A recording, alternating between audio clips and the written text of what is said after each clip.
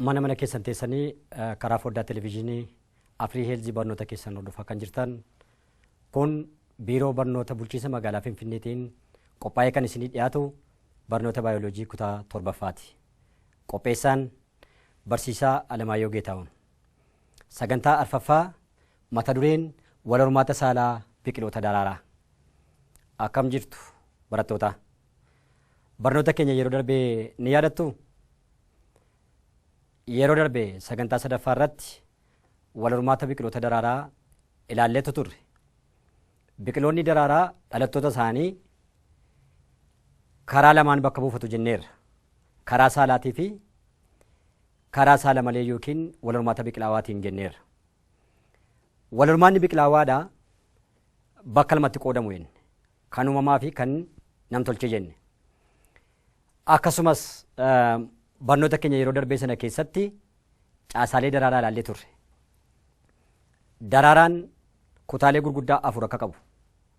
Isaanis utubaa baala daraaraa, qaama kormaatii fi qaama dhalaaraa jenne. Ergaan barattootaa amma kana erga isin yaadachiise guyyaa irraa immoo sagantaa arfaffaa kana irratti wal hormaata saalaa biqiloota daraaraatu ilaalla.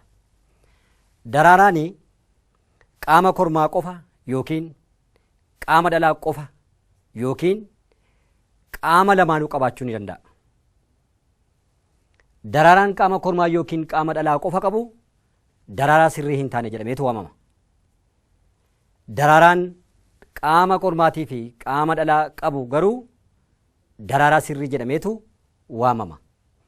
Fakkeenyaaf daraaraan qaama kormaa yookiin qaama dhalaa qofa qabu daraaraa sirrii hin taane jedhama kan jennu daraaraa buqqee hadhooftuu fi dabaaqulaa yoo fudhanne fakkeenya daraaraa sirrii hin taane ta'uu jechuudha isaan kun.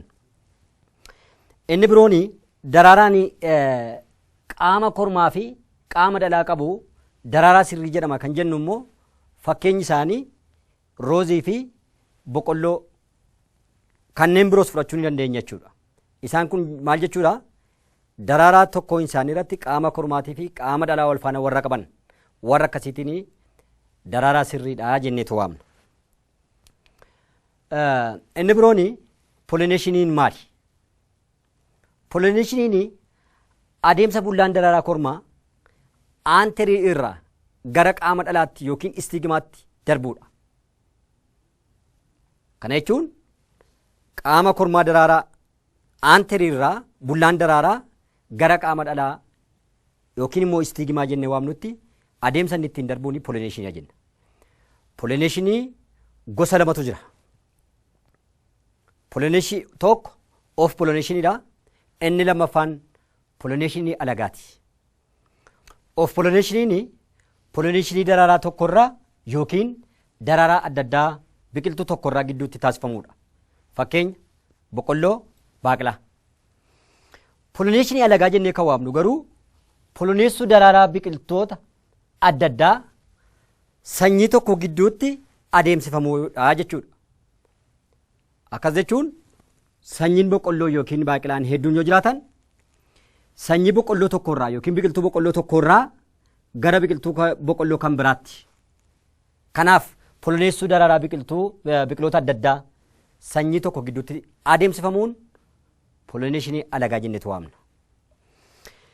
Inni birooni bullaan daraaraa kormaa kan isaan ittiin daddarbanii karaalee gurguddoo sadiini yookiin baattonni bullaa daraaraa jennee warri nuti waamnu beekamoon sadiitu jiru. Isaanis qilleensa, bineeldota, bishaan. Biqiltoonni bullaan daraaraan isaanii qilleensaan daddarbu yookiin poloneeffamu amala mataa isaanii danda'an qabu. Fakkeenyaaf biqiltoota akka margaa yoo fudhanne bullaan daraaraa isaanii qilleensaan daddarbuudhaaf maal ta'uu qabu? Tokkoffaa salphaa ta'uu qabu. Lammaffaa irratti immoo lassanamaa ta'utu irra jiraata. Sadaffaa irratti immoo xiqqaa ta'utu irra jiraata. Lassanamaa yeroo jennu yeroo qilleensaan geejjibaman yookiin baatamanii adeeman waan biraatti qabamanii akka karaatti hin hafne jechuudha. Mucucaataa yookiin lassanamaa ta'utu irra jiraata qaamni isaanii. Bineeldonni poloneessuu keessatti beekamoo ta'anii ilbiisotaa fi allaattiiwwaniidha. Bullaan daraaraa ilbiisotaan daddarbanii kan biqiloota nadhii daraaraa fi halluu baala daraaraa qabanidha. Fakkeenyaaf warra karoozii. Inni birooni biqiltoota lafaa'oodhaa fi poloneessitoonni beekamoon qilleensaa fi bineeldota.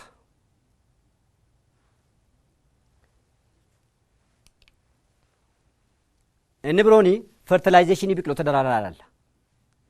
Adeemsa fertilaayizeeshinii keessa fertilaayizeeshiniin adeemsa kamiin keessa darba yookiin adeemsa fertilaayizeeshinii keessa darbuun raawwatu maal fa'i?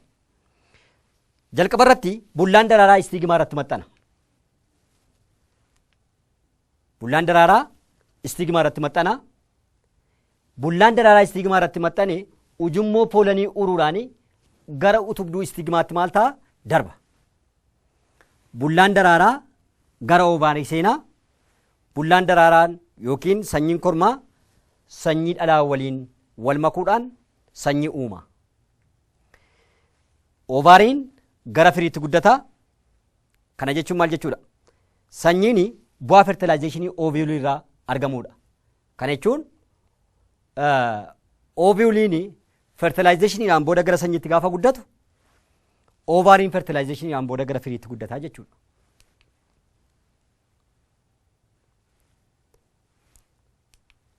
Inni birooni caasaalee sanyiiti. Caasaalee sanyii ilaalla. Zaayigootiin ooviyoolii keessaa gara miciree sanyiitti dagaaga. Fertilaayizeeshiniidhaan booda zaayigootiin uumama. Zaayigootiin ooviyoolii keessatti jiru gara kamitti guddata? Gara miciree sanyiitti dagaaga. Micireen sanyii kutaa gurguddaa lama qaba. Raadikilii yookiin hidda miciree, piluumilii yookiin lata miciree jenneetu waamna. Raadikiliin kutaa miciree sanyii gara hiddaatti guddatu yoo ta'u, piluumiliin yookiin lata miciree jennee kan waamnu kun immoo kutaa miciree sanyii gara jirmaatti guddatudha. Eegaan barattoota barnoota keenya boqonnaa arfaffaa kanarratti gaafa goolamu gara boqonnaa shaniitti gaafa ceenu boqonnaan shanaffaan immoo waa'ee bineeldotaa dubbata. Mata duree kana jalatti garaagarummaa bineeldotaatu ilaalla. Bineeldonni karaa baay'eetiin garaagarummaa qabu. Fakkeenyaaf haala madaqiinsa isaaniitiin garaagarummaa qabu. Uwwisa qaama isaaniitiin garaagarummaa qabu. Hammaan garaagarummaa qabu. Gosaan garaagarummaatu qabu. Bineeldonni garaagarummaa qabu gaafa jennu madaqiinsa irratti hundaa'anii garaagarummaa qabu gaafa jennu bineeldota bakka gurguddoo lamatti qoonnaa jechuudha. Isaanis beelladootaa fi bineensota jenneetu bakka lamatti isaanirra. Beelladoota jennee warra waamnu warra namaa wajjin madaqanii manatti galan gaafa ta'an, bineensota jennee kan waamnu garuu diida kan jiraatan bishaan keessa ta'uu danda'a, bosona keessa ta'uu danda'a. Namatti kan hin madaqne diida kan jiraataniin immoo bineensota jenneetu waamnaa jechuudha. Kanaaf garaagarummaan bineeldotaa kan biroon maali? Lafee dugdaa qabaachuutii fi lafee dugdaa qabaachuu dhiisuu isaanii irratti gareewwan gurguddoo lamatti hiramu. Kanaaf gareewwan bineeldotaa gurguddoon lamaan bineeldota lafee dugdaa qabanii fi kanneen lafee dugdaa hin qabne jenneeti lafee dugdaa qabaachuu isaaniitii fi dhabuu isaanii irratti hundoofne bakka lamatti hirra. Bineeldonni lafee dugdaa qaban amala akkamii qabu? Akkuma maqaan isaa ibsu lafee dugdaa qabu. Hammaan gurguddoodha. Eegee munneen boodaa qabu. Nootokoordii qabu. Nootokoordii jennee kan waamnu lafee dugdaatiif akka ka'umsaatti kan gargaaru jechuudha. Caasaa ligaamentii fakkaatu ta'ee gara lafee dugdaatti kan guddatu. Kanaan nootokoordii jennaa jechuudha. Inni birooni fakkeenyaaf bineeldota lafee dugdaa qaban jennee gaafa waamnu eenyu fa'i isaan? Hoosiftoota, allaattiiwwan, reeptaayiloota, qurxummiileeraa fi amfiibiyaanotaadha. Isaan kana tarmoota kana tokko yoo ilaalle amfiibiyaanota jennee warri waamnu warra kam? Amfiibiyaanota jennee kanneen nuti waamnu bineeldota bishaanii fi lafarra jiraachuu danda'anidha. Fakkeenyaaf fattee yoo fudhanne ilaalle jechuudha. Fatteen amfiibiyaanota keessatti kan inni ramadamu. Sababni isaa maaliif? Bishaan keessas lafarras jiraachuu waan danda'uuf jechuudha. Inni birooni reptaayiloota. Bineeldota lafee dugdaa qaban keessaa reptaayiloonni lafarra kan jiraatanidha. Karaa biraatiin qaamni isaanii iskeelii jabaan kan uwwifamedha. Fakkeenyaaf lootuu yoo fudhannee ilaalle lootuun reptaayiloota keessatti ramadama. Inni birooni hoosiftoota. Hoosiftoota jennee kan waamnu kanneen lafee dugdaa qaban ta'anii bineeldota dhalaan isaanii ilmoo jiraataa dhaluudhaan aannan sooranii guddisanidha. Isaan kanaan immoo hoosiftoota jenneetu waamna. Qurxummiileen akkuma beekamu bishaan keessa kanneen jiraatanidha. Isaan kanas ni beektu jechuudha. Inni lammaffaan bineeldota lafee dugdaa hin qabne. Akkuma maqaan isaanii ibsu lafee dugdaa kanneen hin qabneen isaan kanaan bineeldota lafee dugdaa hin qabne jennaan. Amalli isaanii immoo maaltu adda godha warra kanarraa? Warra kamirraa? Warra lafee dugdaa qabanirraa. Lafee dugduguruu yookaan lafee dugdaa hin qabanii, nootokordii hin qabanii, hammaan xixiqqoodhaa, eegee munneen boodaa hin qaban. Fakkeenya ilbiisota warra akka ciilalluu, titiisa, kanniisaa fi kan kana fakkaatan yoo fudhannee bineeldota lafee dugdaa hin qabneedha jechuudha. Bineeldonni garaagarummaa caasaa qaama isaanii irratti hundaa'uudhaan biidoollee adda addaa keessa jiraachuu danda'u. Caasaan qaama isaanii biidoollee adda addaa keessa isaan jiraachisa. Bineeldonni biidoollee adda addaa keessa kanneen akka lafaa, bishaaniif biyya keessa jiraatu.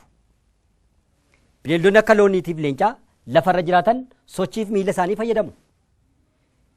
Bineeldonni lafaa kanneen birooni fiiguu, adeemuudhaa fi yaabbachuudhaaf qeensa miila isaanii gargaaramu. Kanaaf bineeldonni biidoollee lafaa keessa kanneen akka jaldeessaatii fi weenni damee mukaarra socho'u, damee mukaarra suuta socho'uudhaan jiraatu. Warra akkasiitiin maal jenna? Warra damee mukaarra jiraatan kanaan arbooriyaalii jenneetu waamna jechuudha. Kanaaf caasa qaama isaaniitiif biidoollee keessa jiraatan irratti hundoofne bineeldota jechuudha. Bineeldota arbooriyaalii warri nuti jennu warra damee mukaarra jiraatan qamalee, jaldeessaa fi weenni. Bineeldota bishaanii kan jennu warra bishaan keessa jiraatan warra akka weelii, shaarkiidhaa fi qurxummii. Weeliinis shaarkiinis akaakuma qurxummiiti. Bineeldota qilleensaa jennee kanneen nuti waamnu immoo caasaan qaama isaanii qilleensa keessa balali'uu kan isaan dandeessisu. Isaan kanaan immoo bineeldota qilleensaa jenneetu waamna. Isaanis simbira halkanii, billaachaa fi allaattiiwwan gosa adda addaa jechuudha. Egaan barattoota ilbiisonni sababa maaliitiif bineeldota hunda caalaa garaagarummaa qabaatan? Ilbiisonni garee bineeldotaa lafa kanarratti argaman keessaa garaagarummaadhaa fi heddumina guddaa kan qabanidha. Sababni isaa maaliif? Sanyiin adda ba'anii kan beekaman gara miliyoona tokko ta'u. Kun adda isaan taasisa. Ilbiisonni baay'inaan lubbu qabeeyyii beekaman keessaa walakkaa ol ta'u. Kana jechuun baay'ina lubbu qabeeyyii addunyaa kana keessa jiran wal bukkee qabnee gaafa laallu yookiin wal cina qabnee gaafa laallu baay'inni isaanii walakkaadhaa ol ta'a jechuudha. Ilbiisonni biidoollee hunda keessa jiraachuu danda'u. Haa ta'u malee lakkoofsi sanyii ilbiisotaa bishaan soogiddaa keessa jiraatanii muraasa. Bishaan soogiddaa keessa kan jiraatan ilbiisonni muraasatu jiru. Sababni isaa bishaan soogiddaa jireenya lubbu qabeeyyiitiif baay'ee mijaa'aa miti waan ta'eef heddumina achi keessatti hin argaman jechuudha. Ilbiisonni garee bineeldotaa keessaa garaagarummaa guddaa qabu. Isaanis garaagarummaa biidoollee keessa jiraatanii, garaagarummaa haala fiizikaalaa keessa jiraatanii. Haala fiizikaalaa gaafa jennu biyyee ta'uu danda'a, bishaan ta'uu danda'a, qilleensa ta'uu danda'a. Akkasumas dandeettii haala jijjiirama naannootti baruu yookiin naannootti madaquu keessatti dandeettii guddaa qabu. Saffisaan wal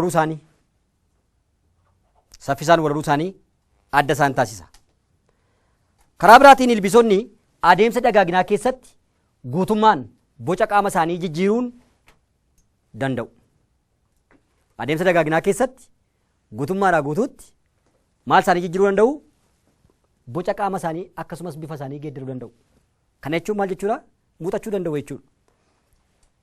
Jijjiiramni bocaa fi bifa qaama isaanii kun maal jedhama? Meetaamorfoosisii jedhameetu waamama. Meetaamorfoosisii jedhameetu waamama.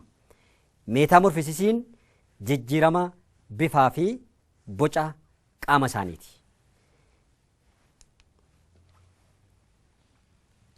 Seenaa jireenya ilbiisota muraasaa ilaalla. Akkuma jalqaba kaasne ilbiisonni bineeldota lafee dugugguruu yookiin lafee dugdaa hin qabneedha. Qaamni isaanii uwwisa ala jabaa eksooskeleetonii jedhamuun kan haguugameedha. Lafee keessa qaamaa hin qabani. Karaa alaatiin qaama isaanii haguugee kan argamuun eksooskeleetonii jenneetu waamna.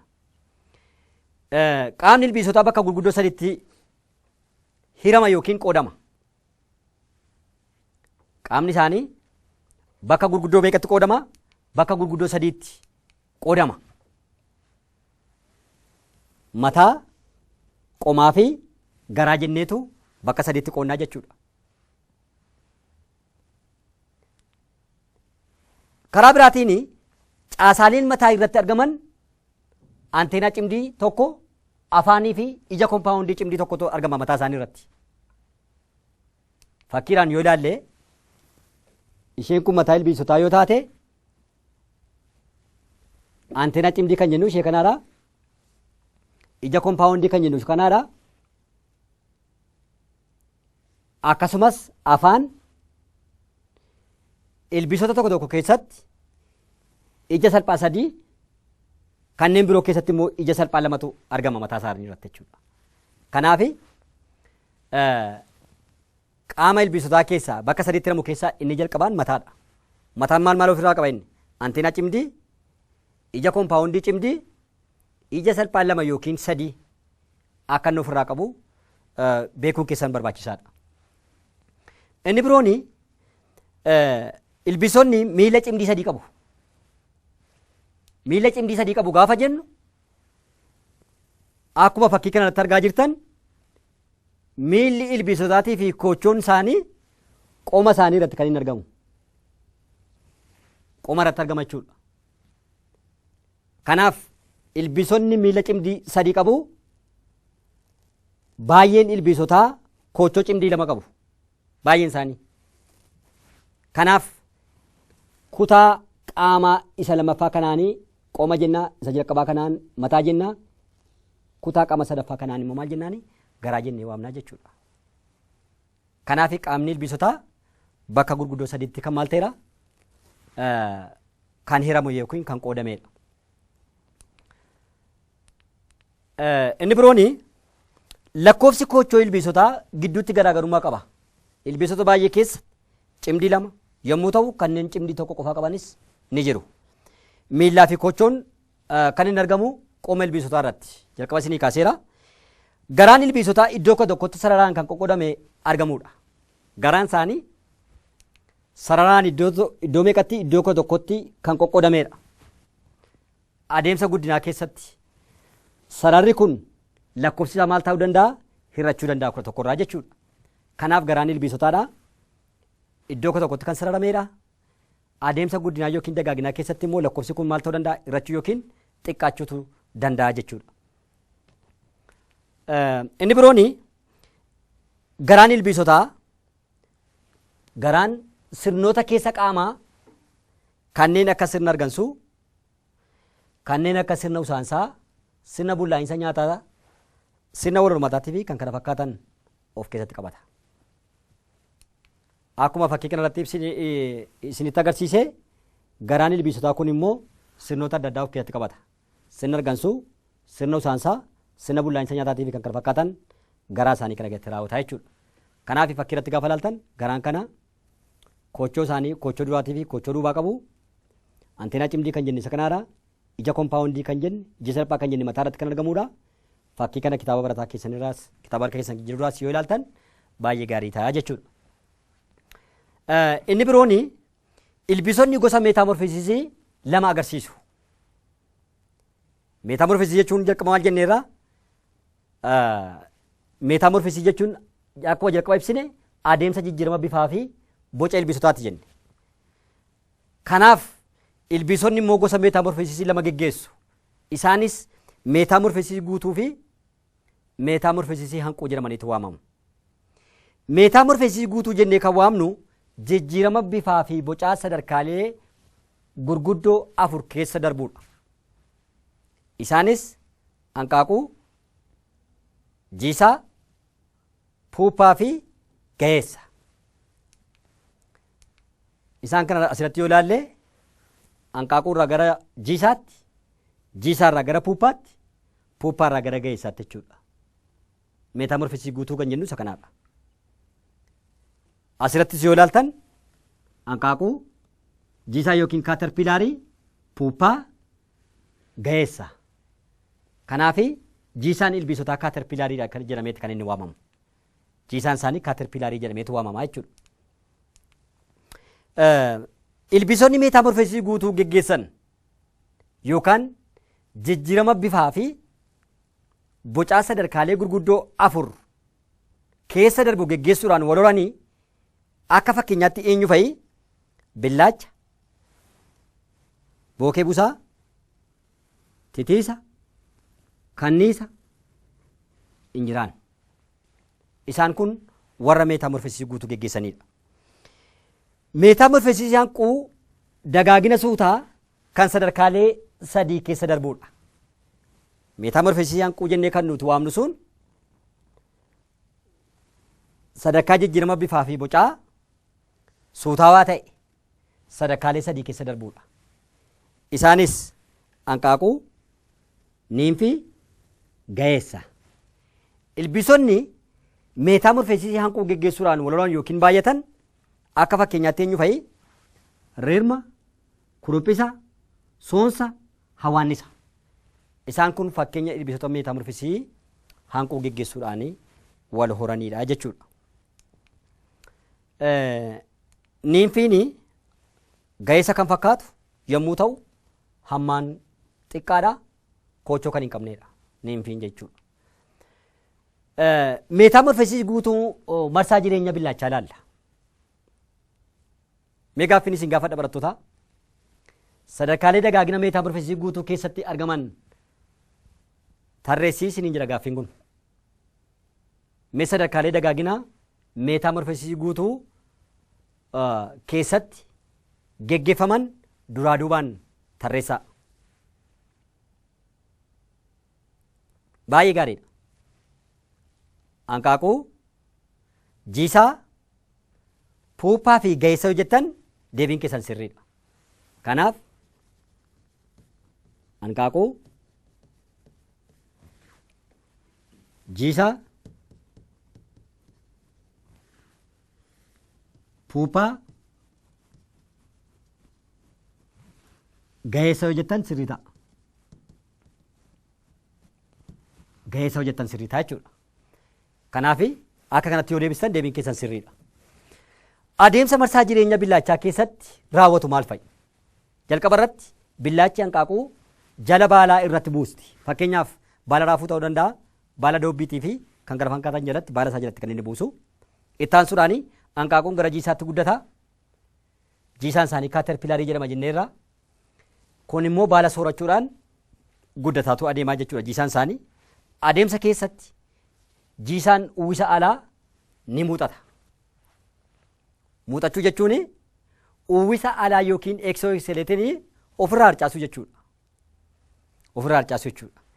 Jiisaan yeroo muuxatu mukatti qabatee kottoonfachuudhaan katikiliin caccabee akka irraa harca'u ta'a. Osoo katikiliin irraa hin harca'in yookaan osoo hin muuxatiin guddachuu hin danda'an jechuudha. Kanaaf ilbiisonni guddina isaanii kan isaan itti fufan eega eksooskeleetinii irraa caccabee marsaa lammaffaa yookiin marsaa itti aanu osoo hin uummatiin guddina isaanii itti fufu jechuudha. Kanaaf guddachuuf eksooskeleetinii kan jennu yookiin uwwisa qaama alaa kan jennu kana muuxannaadhaan ofirraa harcaasuutu isaanirra jiraataa jechuudha. Muuxannaan dhuma kanatti aansee jiisaan gara puuphaatti jijjiiramee haala mugaa keessa tura. Kana jechuun sadarkaa dagaagina meetaamorfoosisii guutuu keessatti si'ataan socho'aan baay'ee kan soorachuu danda'u sadarkaa jiisaa irratti. Sadarkaa puuphaa irratti garuu mugaa yookiin doormaantii ta'etu turaa jechuudha. Baay'een socho'u iddoo kanatti sababiin isaa maaliif karaa alaatiin waan biraatiin yookiin eksooksileetirii jedhamu sanaan haguugamee waan turuuf sochii baay'ee hin geggeessu jechuudha.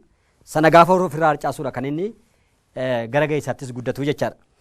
Dhuma irratti ga'eessi of danda'ee ba'aa jechuudha. Inni kan biraan meetaamorfeesisii hanquu marsaa jireenya kurophisaati.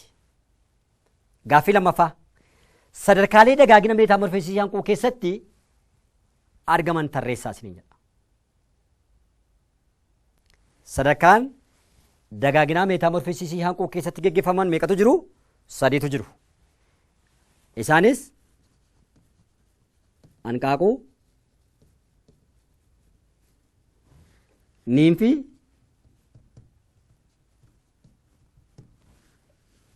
ga'eessa. Ga'eessa jenneetu waamna. Asirratti ilaaluu dandeessu jechuudha fakkiidhaan. Fakkiidhaan asirratti ilaaluu dandeessu. Asirratti ilaaltan hanqaaquun torbee 2 booda gara niimfiitti, niimfiin immoo torbee 4 hanga 7tti gara ga'eessaatti jijjiirama jechuudha. Kanaafi meetaamorfeesisii hanquu marsaa jireenya kuruphisaa kan jennu kuruphisni meetaamorfeesisii hanquu yookiin sadarkaalee dagaaginaa suutawaa ta'an 3 kan qabu keessa darbuudhaanitu wal horaa jechuudha. Kanaaf niimfiin maal kan jedhuuf niimfiin ga'eessa kan fakkaatu koochoo kan hin qabne karaa biraatiin immoo kan inni ittiin gara adeemuu danda'u yookiin socho'uu danda'u kuruphuudhaan yookiin utaaluudhaan jechuudha. Hammaan ga'eessaa gadi kan ta'edha jechuudha. Adeemsa guddina kuruphisaa keessatti niimfiin hanqaaquu keessatti amma tokko dagaaguudhaan keessaa ba'a. Hanqaaquu keessatti niimfiin kun amma ta'e dagaaguudhaan keessaa ba'a. Niimfiin kun immoo bifaan ga'eessa kan fakkaatu hammaan ga'eessaa gadi kan ta'e koochoo kan hin qabnedha jechuudha. Niimfiin osoo koochoo hin baafatiin dura jechuudha. Utaaluun yookiin kuruphuudhaan socho'a. Niimfiin hammaan dabaluuf yookiin guddachuuf maaltu gochuu qabaa? Uwwisa qaamaa alaa yookiin eksooskileetinii yookiin katiikilii jennee kan waamnu kana ofirraa harcaasuutu irra jiraata. Kanaaf yeroo koochoon dagaagee bakka ga'u gara biidollee isaaniitti adeemu jechuudha. Kuruphisni gaafa koochoo baasan. Kunis yoomi niimfiin 4 hanga 7tti muuxachuudhaan gara ga'eessaatti kan inni guddatu jechuudha. Egaan barattootaa mata dureen ijoon kan biraani 5.3 jalatti ilaallu ilbiisota faayidaa dinagdee qaban muraasa ilaalla. Ilbiisonni miidhaa dinagdee irratti fidan eenyu fa'i? Titiisa waraanaa, raammoo geerii, urtuu jirma boqqolloo fa'aa isaan kun warra miidhaa dinagdee irratti qabanidha. Titiisa waraanaa jennee kan waamnu kun baattoo maxxantuu tiriippaanaasomaati. Kan argamus qarqara haroo fi lageeniitti. Namaa fi loon irraan miidhaa geessisa. Dhibeen namaa maxxantuu tiriippaanaasomaadhaan dhufu muksiftuu yookiin silpingi siikineesii jedhameetu waamama. Kunis gosa titiisa waraanaa giloosiinaa jedhamuun kan dhufudha jechuudha. Mallattooleen dhibee kanaa ho'a qaamaa, hirrina ulfaatina qaamaa fi maraamartoodha. Dhibeen loonii maxxantuu tiriippaanaasomaatiin dhufu gandii jedhameetu waamama.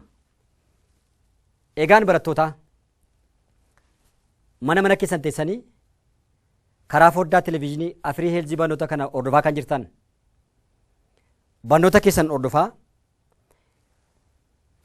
dhibee yaaddisaa yeroo ammaa COVID-19 jennee kan waamnu akka biyya keenya Itoophiyaatti babal'achaa jiru irraa harka keessan dhiqachuudhaan osoo harka keessan hin dhiqatin afaan, funyaanii fi ija keessan qaqqabachuu dhiisuudhaan dhibee kanarraa of eeddanii bor lammii biyya kana duukaa fuudhee ceessuu akka taatan abdii guddaan qaba. Yeroo itti aanu mata duree biraatiin amma walitti deebinutti nagaan tura.